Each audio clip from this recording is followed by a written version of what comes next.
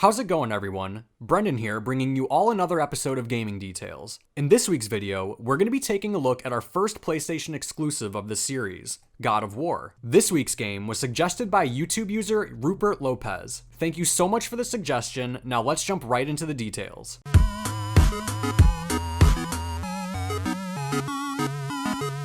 Kicking off our list, we're going to be heading over to God of War 4. The first fight is against Baldur, who at this point in the game is just known as the Stranger. He comes off as snarky and sort of like a smartass, and just shows right away what kind of person he is. Quite a few minutes into this seemingly never-ending fight, Kratos finally gets Baldur in a vulnerable position and snaps his neck and rolls him off the edge, earning himself a victory.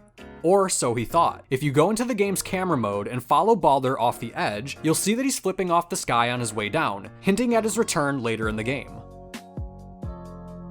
On to our second detail, we'll be continuing in God of War 4. I don't know what it is about this game and kicking people off of edges, but this detail is pretty similar to the last one. After Atreus stabs Magni, he boots him over the edge much like Kratos did with Baldur in the beginning of the game. But this time, if we go into camera mode, we can see a trail of blood from Magni's neck wound traveling all the way down the rocks. Continuing in the newest God of War, let's head over to Sindri's shop. You'll notice that if you throw the Leviathan Axe and go to modify it without holding the weapon, Kratos will call it back to him to the shop. It's sort of cool how the developers thought to put in the animation here rather than just being lazy and have it reappear in his hands. Speaking of the Leviathan Axe, let's take a moment to appreciate the detail that was put into it. You'll notice that this weapon behaves much like Thor's hammer, Mjolnir, and that's because they were both created by the Hundra brothers, Sindri and Brock, in order to combat the hammer's insane powers. Also, seeing the attention to detail in the look of the weapon makes it feel that much more authentic and powerful to hold as a god's main weapon. Onto our fifth detail, let's load up God of War 2. In the beginning of the game, you'll notice that when given the chance to save, it'll say, Zeus has given you the opportunity to save your progress. Later on in the game, after you're saved by Gaia from the underworld, whenever you go to save, it will then say, Gaia has given you the opportunity to save your progress. Up next, we're going to be heading back to the latest God of War. In the game, while of course using your PlayStation 4 controller, you'll notice that highlighting certain realms in Tyr's temple will cause the color of the light bar on the controller to change. This isn't the only PlayStation game that utilizes the controller's light bar, as we've gone over other games in this series that feature the same mechanic, which if you haven't watched those episodes already, do yourself a favor and go check them out after this video.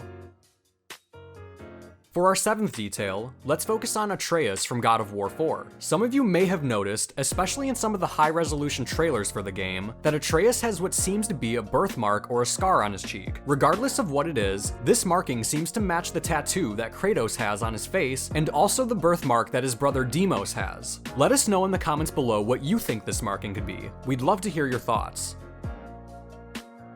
Onto our next detail, we're going to be taking a look at an interaction between Kratos and Atreus in a cutscene. At one point in the scene, Kratos firmly presses his finger up against Atreus' forehead, and if you look closely, you can actually see the skin crease around the area that's being pressed in. It's not very often that developers include this level of detail in their games, especially for something like this that can be so easily overlooked.